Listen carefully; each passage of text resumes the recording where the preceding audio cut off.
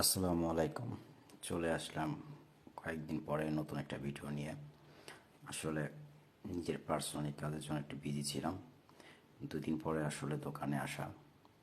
তো আসার পরে আসলে প্রতিনিয়ত যেরকম হয় আর কি, ওরা না দেখলে যে অভিমান বা রাগটা করে, সেটা আজও করছে। আসলে মানুষের ভালোবাসা আর পশু পাখিদের ভালোবাসা আসলে অন্যরকম। ভালোবাসা আসলে তো মানুষের বা প্রাণীর বিভিন্ন রকমের হয়।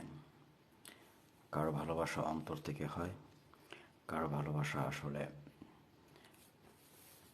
মুখ দেখানো হয়। তো আসলে আমার এই পাখিগুলা সবাই আমাকে আসলে ভালোবাসে, যদি আমাকে না দেখে তাহলে আসলে ওরা অনেকটা বিরক্ত বোধ করে। প্লাস খুব মানে মন যেরকম খারাপ হয় না মানুষের, আসলে ওদেরও হয়।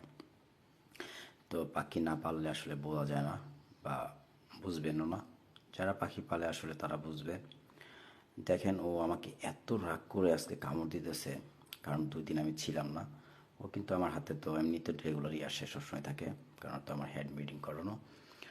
তো আজকে আসলে অনেক রাগে কামড় দিতেছে, যেটা আমি ব্যথা পাইতেছি। তো কি বলবো, ওকে তো আর মারা যাবে না, কারণ আমারও তো কিছু দোষ আছে। কারণ আমি তো 2 দিন আসলে ওদের কাছে আসি নাই, ভালোবাসি নাই। তো সাঁতারটা তো পুরোপুরি অভিমান, ও আসবেই না। তো আসছে কেন, ওর আমি কেন আজকে বের করলাম না, বাট 2 দিন কেন ওর সাথে দেখা করলাম না, এর জন্য ওর রাগ। তো এখন ওকে বাইর করব, মানে চিন্তা ভাবনা আছে। কারণ আসলে আমি বেশি সময় দিতে পারবো না ওদের। আজকে হয়তো 10-20 মিনিট সময় দেবো, যতক্ষণ মানে ওদের খাবার দিতে সময়টা লাগে। তো আমি জানি আমার সময় 2 দিন লাগবে, তার জন্য আসলে আমি ওদেরকে 2 দিনের যে পরিমাণ খাবারটা সেটা দিয়ে গেছিলাম। তাই সে দেখি সব খাবার তুষ হয়ে গেছে। তো আর আমার যে ওই যে সাদা ঘুঘুটা, আসলে ও তো মেল পাখি, তো ও উমে বসে।